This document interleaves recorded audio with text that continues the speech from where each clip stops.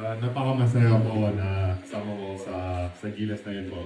Kumbaga, madaming full circle moment ngayon sa panahon na sa buhay ko na yun. Naalala ko lang yung sinabi ng doctor ko dati pa, after I had 5 brain injuries. Sabi ng doctor, sabi niya, di ka na makapaglaro ng basketball after this. At ngayon po, makapaglaro po para sa bansa natin. So, talagang yung dahilan ko po kung bakit ako nandito ay si God po.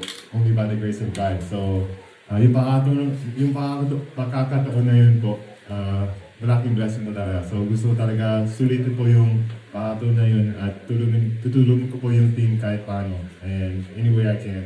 Malaking bagay po kasi yung Gilas, yung FIBA talaga yun yung big time kumbaga, yung big show. So, yung nagiging logo po, yun talaga yung pangarap ko. At yun din yung tinataguluhan namin ilang years lang.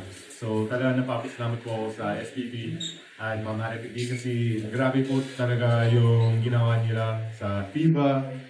Countless days talagang pinahirapan nila para lang maging logo po at may chance po kung maglaro para sa FIBA po. So, talagang alam ko po na marami po matutunan sa FIBA game at ayun po, sobrang excited po na kahit nasa SEA Games, alam ko na pag yung mga FIBA World Qualifying, talagang napaka-halaga yung mga laro na to.